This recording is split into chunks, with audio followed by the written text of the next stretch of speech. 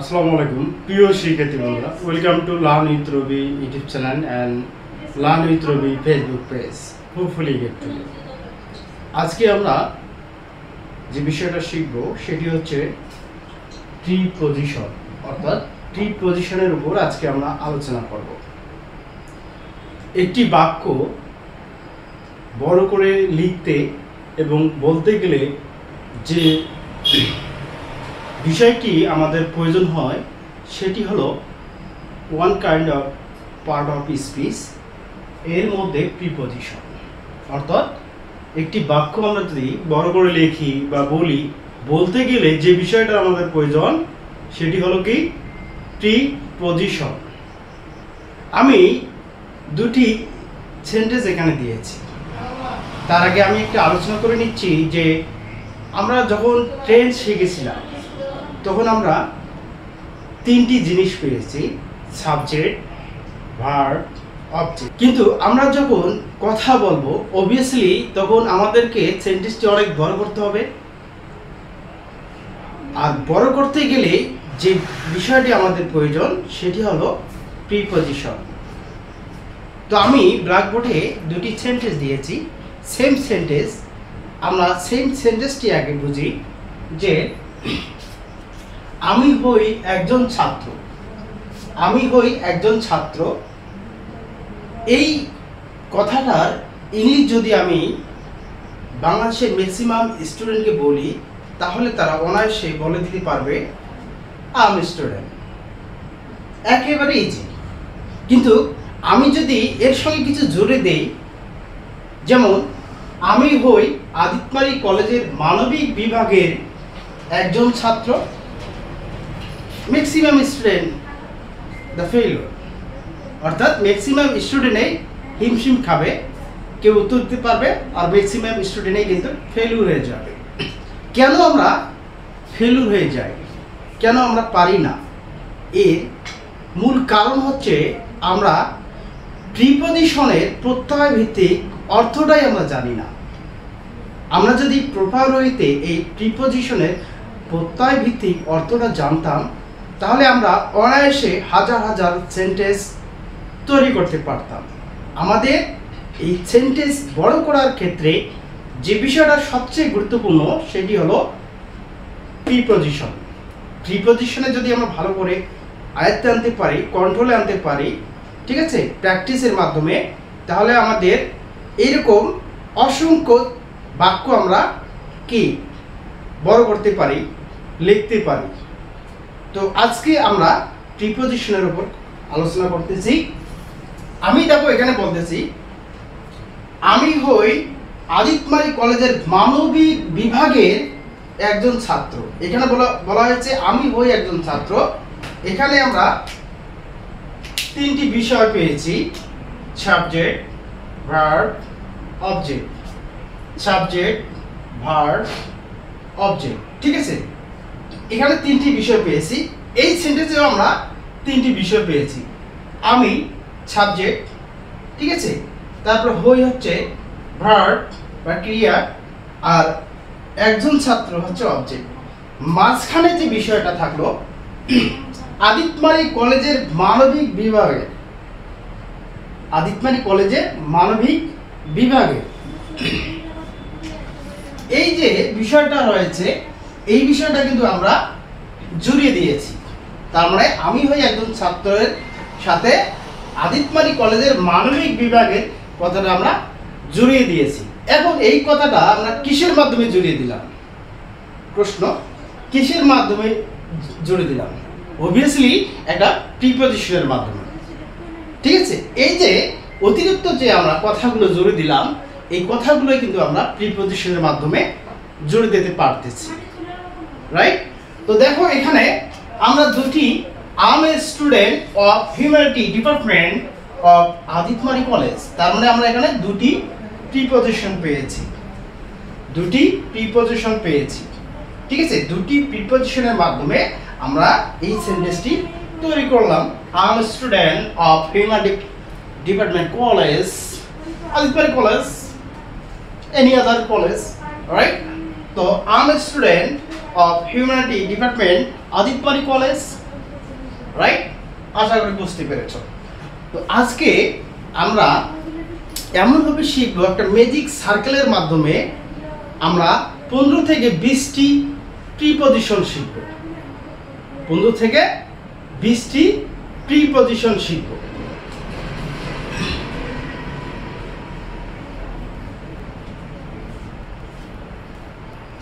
আমি পৌঁছায় দিচ্ছি, তোমরা অবশ্যই আমার যারা বা ক্লাস যারা করবে অবশ্যই খাতা কলম নিয়ে সঙ্গে রাখবে, ঠিক আছে? তাহলে তোমাদের এই ভালো হবে। এখন এখানে আমি লিখেছি প্রিপজিশন। দেখো, প্রি অর্থ হচ্ছে পূর্বে, আর পজিশন অর্থ হচ্ছে কি? অবস্থান। পজিশন অর্থ হচ্ছে অবস্থান, আর প্রি অর্থ হচ্ছে পূর্বে, ঠিক আছে? এখন কথা হলো যে স্যার আসলে প্রিপজিশন কার পূর্বে বসে? এর অর্থ হচ্ছে প্রি অর্থ হচ্ছে পূর্বে, পজিশন অর্থ হচ্ছে অবস্থান। তাহলে কার পূর্বে অবস্থান? এই প্রিপজিশনটা সর্বদা নাউন অ্যান্ড প্রোনাউন এর পূর্বে বসে, ঠিক আছে? নাউন অ্যান্ড প্রোনাউনের পূর্বে প্রিপজিশন বসে। এখন তোমরা প্রশ্ন করতে পারো যে স্যার নাউন প্রোনাউন তো আমরা চিনি না। তোমাদেরকে অবশ্যই নাউন প্রোনাউন চিনতে হবে। নাউন প্রোনাউনের উপর আমি অবশ্যই একটা ক্লাস দিব। তার আগে বলি, নাউন হচ্ছে যে কোনো নামকেই নাউন বলে। প্রোনাউন যেমন আই, ইউ, উই, দে, ঠিক আছে? এগুলো সি, ইট, এগুলো হচ্ছে প্রোনাউন, ঠিক আছে? তো এই নাউন প্রোনাউনের পূর্বে প্রিপজিশন বসে বাক্যটাকে একত্রিত করে একটা পরিপূর্ণ অর্থ প্রদান করে, ঠিক আছে? যেমন আমি যদি এক্সাম্পল দেই যে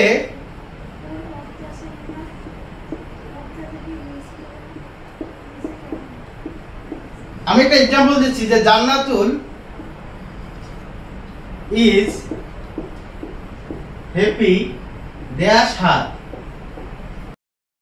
ঠিক আছে? জান্নাতুল ইজ হ্যাপি দেয়ার সাথ। তাহলে আমরা যদি এর বাংলা অর্থ করি, দেখো জান্নাতুল মানে জান্নাতুল, ইজ মানে হয়, হ্যাপি মানে সুখী, হার মানে তার। জান্নাতুল হয় সুখী তার, বাক্যটি কিন্তু পরিপূর্ণ একটা অর্থ দিল না। কিন্তু আমরা যদি এখানে একটা প্রিপজিশন অ্যাড করি তাহলে কিন্তু আমাদের একটা পরিপূর্ণ সুন্দরভাবে একটা অর্থ দিবে। আমরা দেখো প্রিপজিশন হিসেবে যদি আমরা এখানে টু বসাই, ঠিক আছে? তাহলে জান্নাতুল তার প্রতি খুশি, জান্নাতুল হয় তার প্রতি খুশি, ঠিক আছে? তাহলে এখানে বিষয়টা হচ্ছে প্রিপজিশন এই সেন্টেন্সটিকে পরিপূর্ণ অর্থ দিল। এখানে এটা হচ্ছে প্রোনাউন, এই প্রোনাউনটার আগে কি বসলো? প্রিপজিশন বসলো। প্রোনাউনের আগে প্রিপজিশন বসে একটি বাক্যকে পরিপূর্ণ রূপ দিল, ঠিক আছে? তো আমরা এখন একটা ম্যাজিক সার্কেলের মাধ্যমে এই 15 থেকে 20টি প্রিপজিশন শিখব এবং সিকোয়েন্স ধরে ধরে আমরা শিখব, যাতে করে আমাদের ফিউচারে মনে থাকে এবং আমরা যাতে করে কখনো ভুলি না, ঠিক আছে? তো তোমরা অবশ্যই খাতা কলম সঙ্গে নাও। এখন আমরা একটা সার্কেলের মাধ্যমে, অর্থাৎ একটা ম্যাজিক সার্কেলের মাধ্যমে আমরা পুরো 15 থেকে 20টি প্রিপজিশন আয়ত্তে আনার চেষ্টা করব, ঠিক আছে? তো আমি এরকম একটা সার্কেল দিচ্ছি। ধরো এটি একটা বস্তু, ঠিক আছে? এই বস্তুটির উপরে বোঝালে প্রিপজিশন হিসেবে আমরা অন ব্যবহার করব। ধরো তোমাদের এই পেনটি, the pen on the table, ঠিক আছে? অর্থাৎ পেনটি টেবিলের উপরে রয়েছে, তো পেনটি টেবিলের উপরে, বইটি টেবিলের উপরে। এরকম হলে আমরা অবশ্যই কি বসাবো? আমরা অবশ্যই সেখানে বসাবো কি? অন। যদি এই উপরে উপরে বোঝায় তাহলে আমরা বোঝাবো অ্যাবভ, ঠিক আছে? আবার উপরে উপরে বোঝালো কিন্তু প্রচন্ড গতি থাকলো, তখন আমরা বসাবো ওভার। আমি এই বসানোর চিহ্নটা দেওয়ার কারণ হচ্ছে আমরা এই ওভার কখন বসাবো, যেমন ধরো পাখিটি মাথার উপর দিয়ে উড়ে গেল, প্লেনটি মাথার উপর দিয়ে উড়ে যাচ্ছে, ঠিক আছে। এই ক্ষেত্রে আমরা কি বসাবো, ওভার বসাবো। The fan is running, the fan is running above my head. তার মানে আমার মাথার উপরে ফ্যানটি ঘুরতেছে, কিন্তু সে স্থির থেকে ঘুরতেছে। আমার মাথার উপরে ফ্যানটি ঘুরতেছে, সে স্থির থেকে ঘুরতেছে। এরকম অবস্থায় স্থির থাকলো কিন্তু চলমান, সেক্ষেত্রে আমরা প্রিপোজিশন অ্যাবভ বসাবো, ঠিক আছে। আর উপরে থাকলো কিন্তু চলমান, গতি থাকলো, সেক্ষেত্রে আমরা প্রিপোজিশন ওভার বসাবো। এখন আমরা উপরে বুঝলাম, উপরের উপরে এবং গতি থাকলো এবং স্থির থাকলো আমরা বুঝলাম। এখন নিচে যদি থাকে, কোনো কিছু নিচে থাকলে প্রিপোজিশন হিসেবে আমরা আন্ডার বসাবো। নিচে থাকলো, যেমন মাই পেট আন্ডার দ্য বেড। এরপরে আমরা স্লিপ টিলিপ লাগাই দিতে পারি, নো ডাউট, ঠিক আছে। স্লিপিং মানে আমার বিছানার নিচে বিড়ালটি ঘুমাচ্ছে, রাইট। তো এরকম করে আমরা বাক্য কি জুড়ে দিতে পারি, কিসের মাধ্যমে, প্রিপোজিশনের মাধ্যমে, রাইট। এখন ধরো এই বস্তুটি সাইডে থাকলো, তখন আমরা প্রিপোজিশন হিসেবে ব্যবহার করব বিসাইড। তখন আমরা প্রিপোজিশন হিসেবে ব্যবহার করব বিসাইড। কিন্তু এর উপরে থাকলো আপ, এর নিচে থাকলো ডাউন। এই বস্তুটি নিচে হলে ডাউন, উপরে থাকলে আপ, রাইট। তো এখন এই বস্তুটির বাইরে থাকলো, তখন হবে কি, আউট। প্রিপোজিশন হিসেবে আমরা বসাবো আউট, ঠিক আছে। তাহলে পাশে থাকলে বিসাইড, যেমন there is a pond beside in my college, মানে আমার কলেজের পাশে একটি পুকুর রয়েছে। তার মানে পাশাপাশি থাকলে, ঠিক আছে, পাশাপাশি থাকলে, যেমন তার বাড়ি আমার বাড়ির পাশে, সে আমার পাশে রয়েছে, ঠিক আছে। এই পাশে বোঝালে অবশ্যই আমরা প্রিপোজিশন হিসেবে বিসাইড বসাবো। উপরে বোঝাতে আপ, নিচে বোঝাতে ডাউন। আমরা সিকোয়েন্স ধরে ধরে আমরা প্রিপোজিশনগুলো বোঝার চেষ্টা করবো। সিকোয়েন্স ধরে ধরে প্রথমে কি, উপরে বসালে, উপরে হলে ওয়ান, ঠিক আছে, উপরে বোঝাতে অন। তারপরে উপরের উপরে বোঝাতে, উপরের উপরে থাকলো কিন্তু স্থির থাকলো, সেক্ষেত্রে অ্যাবভ। এরপরে উপরে বোঝালো কিন্তু প্রচন্ড গতি থাকলো, ঠিক আছে, সেক্ষেত্রে ওভার। নিচে থাকলো ডাউন, পাশে থাকলে বিসাইড, তার উপরে থাকলে আপ, তার নিচে থাকলে ডাউন। এই একটা সিকোয়েন্স ধরে ধরে যদি আমরা বোঝার চেষ্টা করি, তাহলে এই বিষয়গুলো আমাদের কিন্তু মনে থাকবে। প্রিপোজিশন কিন্তু আসলে মনে থাকে না, যেহেতু প্রিপোজিশন অনেক, ঠিক আছে। কিন্তু আমরা যদি একটা শৃঙ্খলার মধ্যে আনি, একটা সিস্টেমের মধ্যে, এই জন্য আমি একটা ম্যাজিক্যাল সার্কেলের মাধ্যমে তোমাদের বোঝাচ্ছি যে প্রিপোজিশনগুলো যাতে তোমাদের কি মনে থাকে, রাইট। তোমরা সিকোয়েন্স অনুযায়ী বোঝার চেষ্টা করো। এরপরে ধরো এই বস্তুটির মাঝ দিয়ে চলে গেল, বাংলাদেশ দিয়ে ইন্ডিয়া চলে গেল, ঠিক আছে। তাহলে এই বস্তুটির মাঝ দিয়ে চলে গেল, সেক্ষেত্রে কি বসাবো? দেখো এখানে আমরা তিনটি প্রিপোজিশন ব্যবহার করতে পারি। আমরা ব্যবহার করি ইনটু, ঠিক আছে। কোনো ভিতরে যখন আমরা প্রবেশ করি, যেমন as soon as the teacher advise the student তার মানে স্টুডেন্ট, তার মানে যখন টিচার ক্লাসের মধ্যে প্রবেশ করবে, তখন টিচারকে দেখে কি ছাত্রছাত্রীরা উঠে দাঁড়ালো, এরকম ক্ষেত্রে আমরা প্রিপোজিশন হিসাবে ইনটু ব্যবহার করতে পারি। আবার ভেতরের ভেতরে যখন বোঝায়, যেমন আমরা এখানে ব্যবহার করতে পারি অ্যাক্রস, ঠিক আছে।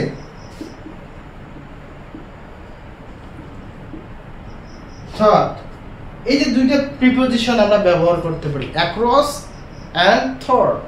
অ্যাক্রস অ্যান্ড থট আমরা কখন ব্যবহার করব? আমরা প্রায় মানে ছোটবেলায় একটা গল্প পড়েছিলাম, once upon a time there two friends visiting the jungle, ঠিক আছে।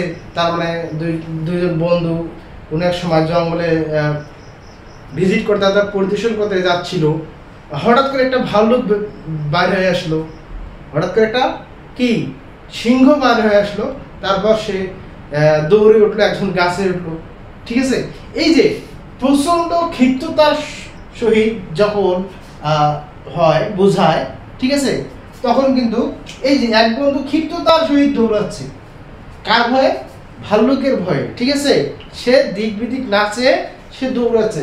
এই যে এইরকম সময়ে কিন্তু কি এই যে অ্যাক্রসটা বসে, প্রিপোজিশন হিসেবে আমরা ব্যবহার করতে পারি অ্যাক্রস। আর আরেকজন বন্ধু সে গাছে উঠলো, সে ধীরে ধীরে বাঁচার চেষ্টা করতেছে, ঠিক আছে। সেক্ষেত্রে অথবা সে সাইডে আসতে যাচ্ছে, সেক্ষেত্রে কিন্তু আমরা প্রিপোজিশন হিসেবে থট ব্যবহার করতে পারি, ঠিক আছে। এখন কোনো কিছুর ভিতরে বোঝালে, কোনো কিছুর ভিতরে বোঝালে আমরা প্রিপোজিশন হিসেবে ব্যবহার করব ইন, ঠিক আছে। এখন ইন কিভাবে বসবে? ধরো আই লিভ ইন বাংলাদেশ অথবা আই লিভ ইন ঢাকা, ঠিক আছে। আমি ঢাকার মধ্যে বসবাস করতেছি বা আমি ঢাকার মধ্যে বসবাস করি। I live in Lalmonirhat, I live in Aditmari, ঠিক আছে। কিন্তু ধরো যে আমি বসবাস করি লালমনিরহাটের আদিতমারিতে, ঠিক আছে। তাহলে তোমাদের কি হবে? ধরো অপেক্ষাকৃত বড় স্থানের চেয়ে ছোট স্থানের সময় আমরা প্রিপোজিশন হিসেবে এক ব্যবহার করব, ঠিক আছে। এক ব্যবহার করব। বড় স্থানের ক্ষেত্রে হবে ইন এবং ছোট স্থানের ক্ষেত্রে হবে অ্যাড। কিরকম? ধরো আমি আই লিভ ইন বাংলাদেশ, এখন এখানে যদি আমি ঢাকায় অ্যাড করি, তার মানে বাংলাদেশ তো পুরোটাই হচ্ছে বাংলাদেশ। বাংলাদেশের মধ্যে আমি কোথায় বাস করি? ঢাকায় বাস করি। I live at Dhaka in Bangladesh, তার মানে বাংলাদেশের মধ্যে আমি ঢাকায় বাস করি, ঠিক আছে। তাহলে মানে যেটা বড় জায়গা তার ক্ষেত্রে হবে কি প্রিপোজিশন হবে ইন, এবং ছোট জায়গার ক্ষেত্রে হবে প্রিপোজিশন অ্যাট, ঠিক আছে। অ্যাট এবং ইনের ক্ষেত্রে একটা বিস্তার আলোচনা আছে, আমি সেটা বোঝাচ্ছি। আগে আমরা সিকোয়েন্স অনুযায়ী প্রিপোজিশনগুলো বোঝার চেষ্টা করি। তাহলে দেখো একটা সার্কেলের মাধ্যমে আমরা কয়টি প্রিপোজিশন শিখলাম? 1টি 2টি 3টি 4 5 6 7 8 9 10 11 12 13টি প্রিপোজিশন কিন্তু আমরা অলরেডি কি একটা আয়ত্তে আনতে পারতেছি, ঠিক আছে। তার মানে সিকোয়েন্স ধরে ধরে আমরা শিখতেছি, ঠিক আছে। আমরা কিন্তু একবারেই এতগুলো প্রিপোজিশন কখনো একসাথে শিখতে পারবো না, ঠিক আছে। আমরা যদি সিকোয়েন্স ধরে ধরে, ঠিক আছে, একটার পর একটা শিখি যে কোন ক্ষেত্রে কোন প্রিপোজিশনটা ব্যবহার হবে, তখন কিন্তু আমাদের ইজি হয়ে যায়, ঠিক আছে। কাজেই আমাদের এই বিষয়টা মনে রাখতে হবে। তোমরা এই সেম ক্যাটাগরিতে লিখে রাখতে পারো, অথবা তোমাদের যেভাবেই তোমাদের মনে থাকে, মুখস্থ থাকে, যেভাবে তোমরা পারো সেভাবে তোমরা হ্যান্ড করে নিতে পারো। এবার আসো আমি একটা মোস্ট ইম্পর্টেন্ট প্রিপোজিশন সেটি দেখাচ্ছি।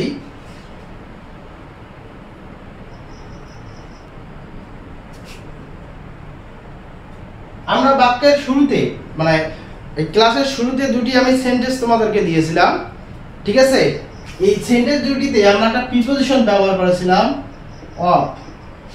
এই অফ প্রিপোজিশনটা কিন্তু বহুল ব্যবহৃত হয়, ঠিক আছে। অফ, ঠিক আছে, অফটা আমরা সবচেয়ে বেশি ব্যবহার করে থাকি, ঠিক আছে। এই অফ প্রিপোজিশনটা কিন্তু দুটি প্রত্যয় ক্যারি করে, মনে রাখবা। এই অফ প্রিপোজিশনটা দুটি প্রত্যয় ক্যারি করে, ঠিক আছে। সেটা হলো র এবং এর, ঠিক ঠিক আছে, এই অফ এর অর্থ হচ্ছে কি র এবং এর বোঝালে আমরা সেখানে এই অফ প্রিপোজিশন ব্যবহার করব। ধরো আমি একটা উদাহরণ দেই,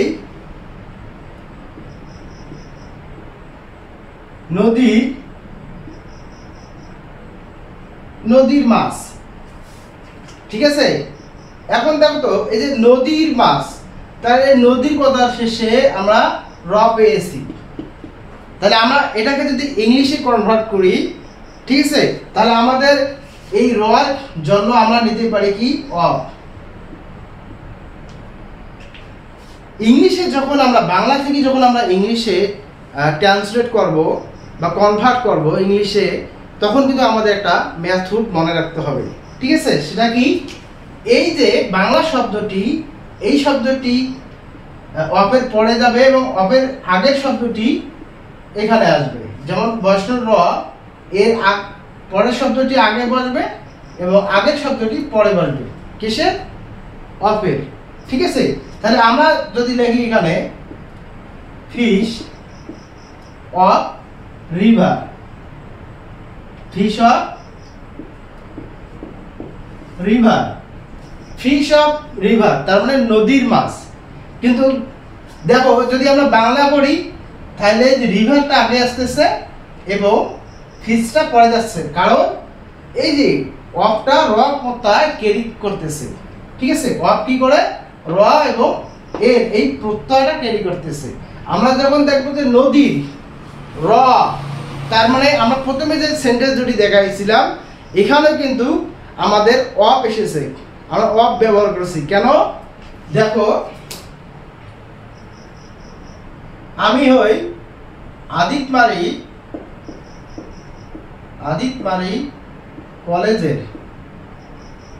কলেজের ছাত্র। ঠিক আছে, তাহলে এখানে আমি বুঝিয়েছি I am student of humanity department Aditmari college. আমি আদিতমারি কলেজের মানবিক বিভাগের একজন ছাত্র, রাইট। তাহলে এখানে বলতেছে, দেখো আমরা যদি এটা ইংলিশে কনভার্ট করি, আদিতমারি কলেজের, তার মানে এখানে বৈষ্ণব র আছে, তার মানে এখানে কি করতেছে, এখানে র প্রত্যয় ক্যারি করতেছে, বৈষ্ণব র, আদিতমারি কলেজের ছাত্র। তাহলে আমরা যদি এখানে অফ নিয়ে যাই, তোমরা দেখো আমরা এই বৈষ্ণব রর জন্য আমরা এখানে অফ নিলাম। ঠিক আছে, আমরা কিন্তু ইংলিশে কনভার্ট করতেছি, কিভাবে বাংলা থেকে ইংলিশে সেন্টেন্সে ট্রান্সলেট করতে হয়। দেখো এই আদিতমারি কলেজের ক্ষেত্রে র আছে, রর জন্য আমরা কি নিলাম, অফ নিলাম, এখন এই যে স্টুডেন্ট, আমি বলেছি এই র এর পরের শব্দটি অফের আগে বসে, তাহলে আমরা এখানে লিখলাম কি স্টুডেন্ট,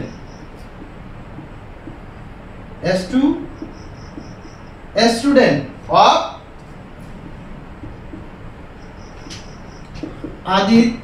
আদিতমারি কলেজ। ঠিক আছে, তাহলে এই যে অফের আগে, তাহলে অফের আগে কি বসলো, অফের আগে আমরা স্টুডেন্ট বসালাম। ঠিক আছে, তাহলে এখানে যদি দেই আম এ, ঠিক আছে, আম এ স্টুডেন্ট অফ,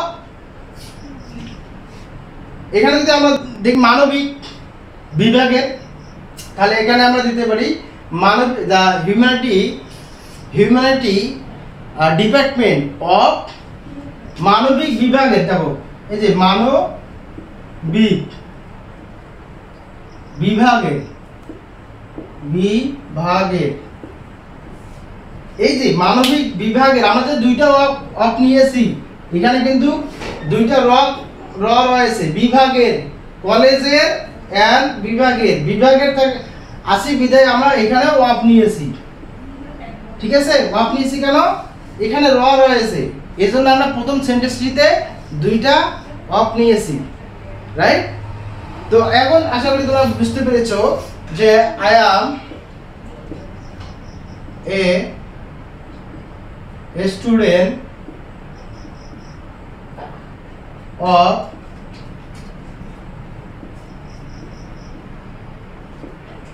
humanities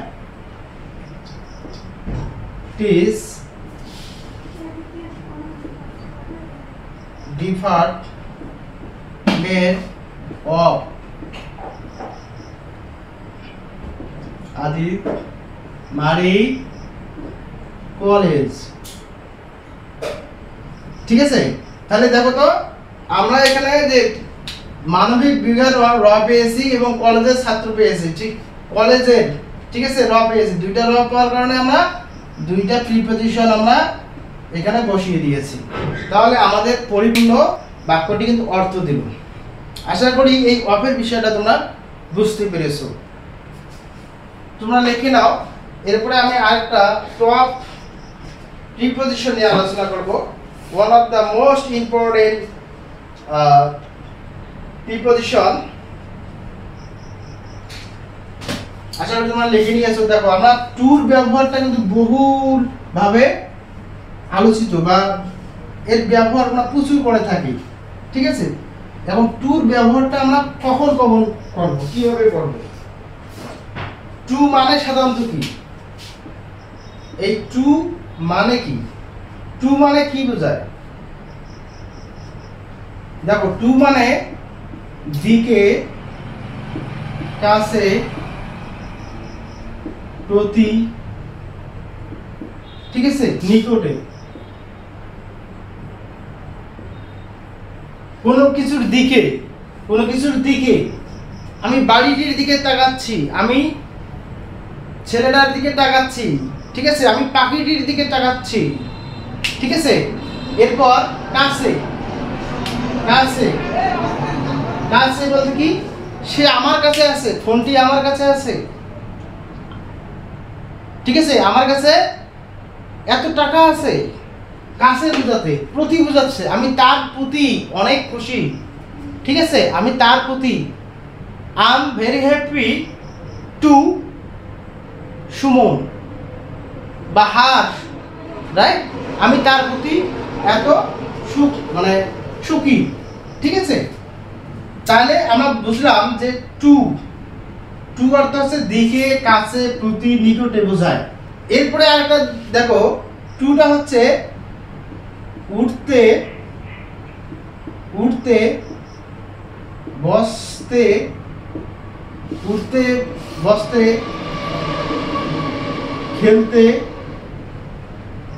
শুতে।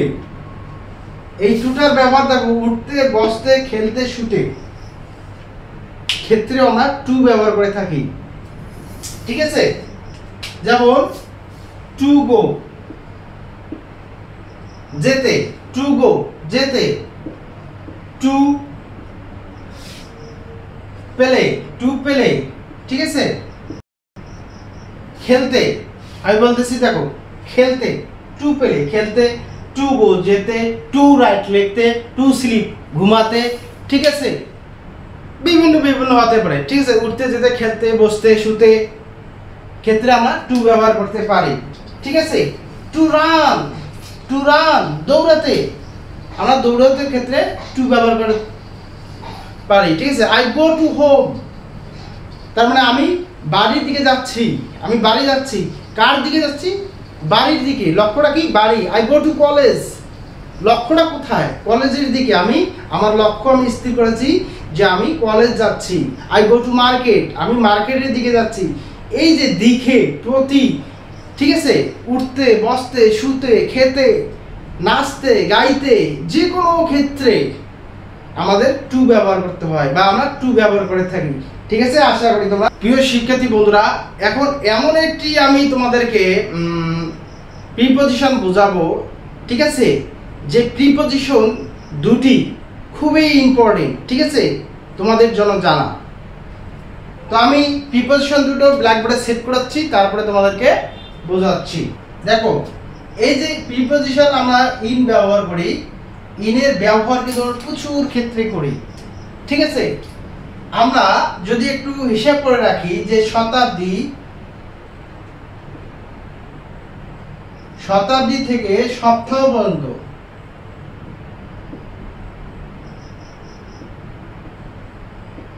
শতাব্দী থেকে সপ্তাহ পর্যন্ত আমরা প্রিপজিশন হিসাবে কি ব্যবহার করব, ইন ব্যবহার করব। শতাব্দী থেকে সপ্তাহ পর্যন্ত, শতাব্দী বলতে ধরো 1996, 1971, ঠিক আছে, তাহলে এটা হচ্ছে শতাব্দী। আবার যদি বলি জানুয়ারি, জানুয়ারি মানে জানুয়ারি কি সপ্তাহের আগে, সপ্তাহের আগে, তার মানে ইন। ধরো এ উইক, ঠিক আছে, উইক বলতেও আমরা কি করব, ইন ব্যবহার করব। তার মানে শতাব্দী থেকে সপ্তাহ পর্যন্ত আমরা কি করব, ইন ব্যবহার করব। আবার যদি আমরা বার ব্যবহার করি, যেমন Saturday, Sunday, Monday, Tuesday, Wednesday, সেক্ষেত্রে আমরা এই বারের ক্ষেত্রে আমরা প্রিপজিশন ব্যবহার করব কি, অন। প্রিপজিশন আমরা ব্যবহার করব অন, ঠিক আছে। এর ক্ষেত্রে প্রিপজিশন কি ব্যবহার করব, অন। আবার শতাব্দী থেকে সপ্তাহ পর্যন্ত আমরা প্রিপজিশন ব্যবহার করব ইন। বারের ক্ষেত্রে প্রিপজিশন হিসেবে ব্যবহার করব অন। ক্লিয়ার? এরপরে দেখো, দিনের বৃহত্তম সময় এবং দিনের ক্ষুদ্রতম সময়। স্যার আসলে আমি বুঝলাম না, দিনের বৃহত্তম সময়টা কি, আবার দিনের ক্ষুদ্রতম, দিন তো একটাই, এর মধ্যে বৃহত্তম সময়টা কি, আবার ক্ষুদ্রতম সময়টা কি। আসুন শিক্ষার্থী বন্ধুরা আমরা দেখি, দিনের বৃহত্তম সময় বোঝাতে আমরা কি বুঝি।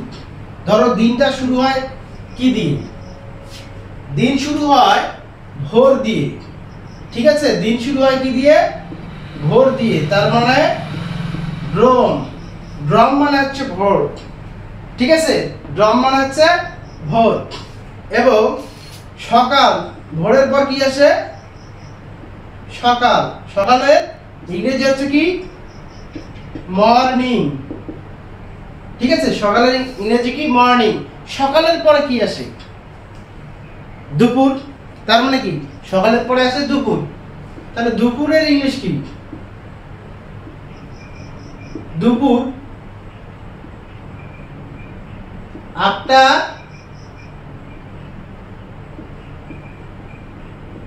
আফটারনুন, ঠিক আছে, দুপুরের ইংলিশ হচ্ছে আফটারনুন।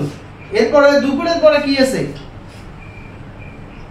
দুপুরের পরে কি হয়, বিকেল হয়, ঠিক আছে। দুপুরের ইংলিশ হচ্ছে নুন, আর বিকেলের ইংলিশ হচ্ছে কি, আফটারনুন। সরি, এখানে হবে দুপুরের ইংলিশ হচ্ছে নুন, আর বিকেলের ইংলিশ হচ্ছে বিকেল। বিকেল মানে আফটারনুন, ঠিক আছে। এরপরে বিকেলের পরে কি হয়, গোধূলি, গোধূলি, ঠিক আছে। অনেক সময় বলে না যে গোধূলি লবণ চলছে বা গোধূলি লবণ পার হয়ে গেল, ঠিক আছে। সেই বিকেলের পরে আমাদের আসে কি, গোধূলি। গোধূলির ইংলিশ কি, ডাস্ক, DUSK, ডাস্ক, ডাস্ক, ঠিক আছে। গোধূলির ইংলিশ হচ্ছে ডাস্ক। আর এই গোধূলির পরে কি আসে, সন্ধ্যা আসে, ঠিক আছে, সন্ধ্যা। মনে রাখবা, গোধূলির পরে কি আসে, সন্ধ্যা, তাহলে কি ইভিনিং। এরপরে সন্ধ্যার পরে কি আসে, সন্ধ্যার পরে আসে কি, রাত, তাহলে রাতের ইংলিশ কি, রাতের ইংলিশ হচ্ছে নাইট, NIGHT, নাইট। তার মানে দেখো, এখানে কিন্তু আমরা একটা দিনকে আমরা ভাগ করলাম, কিছু ছোট বড় অংশে ভাগ করলাম। এই ক্ষেত্রে আমরা কখন কোন প্রিপজিশনটা বসাবো, দেখো প্রথমে বড় জায়গার ক্ষেত্রে ইন বসবে, এরপর ছোট জায়গার ক্ষেত্রে অ্যাড বসবে, আবার বড় জায়গার ক্ষেত্রে ইন বসবে, এরপর অ্যাড বসবে, এরপর ইন বসবে, এরপর অ্যাড বসবে, ঠিক আছে, এরপর ইন বসবে। তাহলে একটা 1 2 3 4 5 6 7টা হয়ে যাচ্ছে, তাই না। তাহলে আমরা প্রথমে ভোরে ইন বসালাম, সকালে অ্যাড বসালাম, দুপুরে ইন বসালাম, বিকেলে অ্যাড বসালাম, ঠিক আছে। গোধূলি ইন বসালাম, এরপর সন্ধ্যায় অ্যাড বসালাম, রাতে বসাবো কি, ইন। ঠিক আছে, ক্লিয়ার? তাহলে আমরা কি করলাম, বড় জায়গায় অপেক্ষাকৃত বড় সময়ের ক্ষেত্রে আমরা ইন বসাবো এবং অপেক্ষাকৃত ছোট সময়ের ক্ষেত্রেও আমরা অ্যাড বসাবো। অপেক্ষাকৃত বড় স্থানের ক্ষেত্রে আমরা ইন বসাবো, অপেক্ষাকৃত ছোট স্থানের ক্ষেত্রে আমরা অ্যাড বসাবো। ঠিক আছে, আশা করি তোমরা বুঝতে পেরেছো। এখন আমরা আরেকটি বিষয়, এটা তো শিখলাম আমরা কি টাইম দিয়ে। ঠিক আছে, এই বিষয়টা মনে রাখো, এটা কিন্তু TIME মানে সময়ের ক্ষেত্রে আমরা কখন ইন বসাবো কখন অ্যাড বসাবো। সময়ের ক্ষেত্রে আমরা কখন ইন বসাবো কখন অ্যাড বসাবো। দেখো, অপেক্ষাকৃত বড় সময়ের ক্ষেত্রে আমরা ইন বসাবো, অপেক্ষাকৃত ছোট সময়ের ক্ষেত্রে আমরা অ্যাড বসাবো। অপেক্ষাকৃত বড় সময় বলতে ভোর, সকালের থেকেই ভোরটা অপেক্ষাকৃত বড় সময়, সেই ক্ষেত্রে ইন। তারপরে সকালের ক্ষেত্রে হবে অ্যাড, দুপুর ইন, বিকেল অ্যাড, গোধূলি ইন, এরপরে সন্ধ্যা অ্যাড এবং রাতে কি ইন বসাবো। এখন প্রশ্ন করতে পারো, স্যার ইভিনিং, এটা তো বৃহৎ সময় বোঝায় ইভিনিংটা। ঠিক আছে, তো এখানে অ্যাড বসালাম কেমন করে? প্রিয় শিক্ষার্থী বন্ধুরা, দেখো, তোমরা যখন কাউকে বলো যে গুড নাইট, যখন তোমরা শুতে যাও, ঠিক আছে, যখন তোমরা ঘুমাতে যাও, তখন রাতের আর কিছু থাকে না। ঘুমাতে গেলে মানে দিনের কার্যক্রম শেষ করে কিন্তু তোমরা ঘুমাতে যাও, তখনই হয় কি রাত। তার মানে তখন বলো গুড নাইট, গুড নাইটের পরে আর কিছু না। যখন তোমরা বলো গুড ইভিনিং,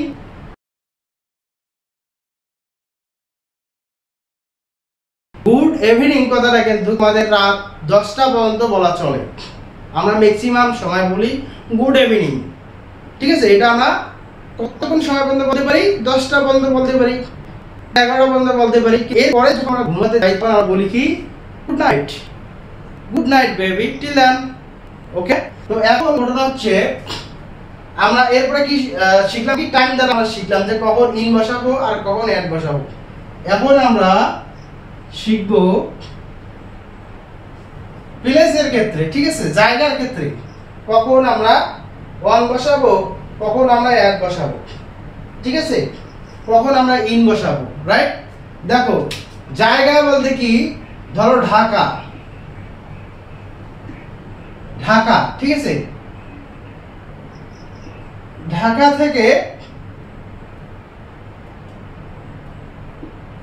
লাল হ্যাঁ, অথবা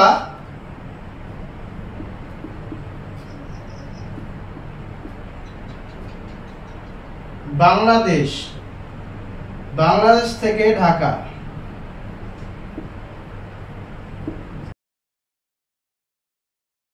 তার মানে এই বাংলাদেশের মধ্যে কিন্তু ঢাকা রয়েছে, এই ঢাকার মধ্যে কিন্তু লালমনিরহাট রয়েছে।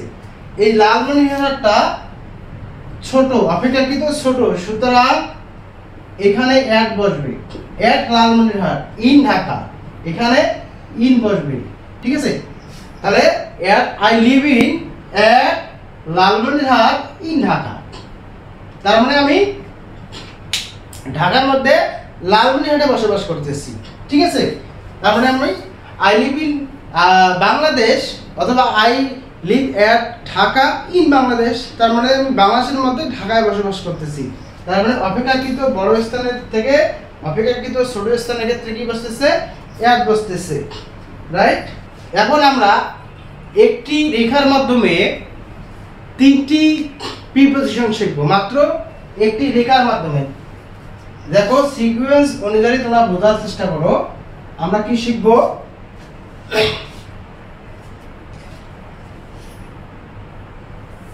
আমরা শিখবো মাত্র একটি রেখা। যেমন আমি একটি রেখা টানতেছি, ধরো এই রেখাটি 2000 সাল থেকে 2025 সাল পর্যন্ত সে দৌড়াচ্ছে। ধরো এটি দৌড়াচ্ছে কত সাল থেকে? 2000 সাল থেকে 2025 সাল পর্যন্ত এই রেখাটি যাচ্ছে। তাহলে এই রেখাটির মাঝখানে 2000 থেকে 2025 সালের মাঝখানে এটা তো সময়ের ব্যক্তি আছে, সে কত বছর দৌড়ালো? রাইট?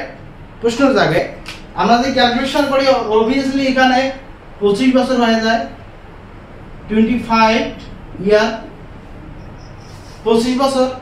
তার মানে আমরা যখন হতে থেকে বোঝাবো, হতে থেকে তার মানে 2000 সাল থেকে বা 2000 সাল হতে থেকে যখন বোঝাবো বা বুঝবো, তখন আমরা প্রিপজিশন হিসেবে সিন ব্যবহার করব। ঠিক আছে? আবার পর্যন্ত, তার মানে 2025 সাল পর্যন্ত, ঠিক আছে, এই পর্যন্ত যখন আমরা বুঝবো তখন আমরা দুইটি প্রিপজিশন ব্যবহার করতে পারি। একটা হচ্ছে টিল এন্ড আনটিল। ঠিক আছে? টিল এন্ড আনটিল কখন আমরা ব্যবহার করব?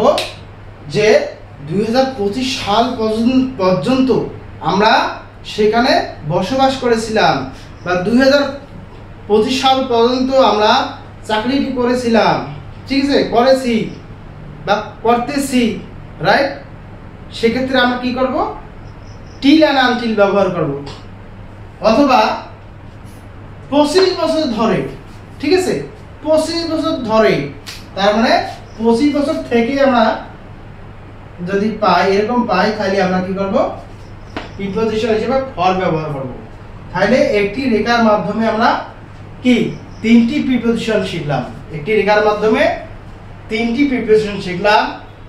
যদি আমরা হতে থেকে যদি পাই সিন্স, 25 বছর ধরে যদি হয়, ঠিক আছে, 25 বছর এখানে ফর, আর 25 বছর পর্যন্ত, ঠিক আছে, 25 সাল পর্যন্ত, সেক্ষেত্রে হবে টিল অ্যান্ড আনটিল। ক্লিয়ার? মানে মোট কথা হচ্ছে সময়কে উল্লেখ করতে হবে। সময়ের ব্যক্তির ক্ষেত্রে আমরা ব্যবহার করতে পারি ফর, কত সাল হতে, রাইট?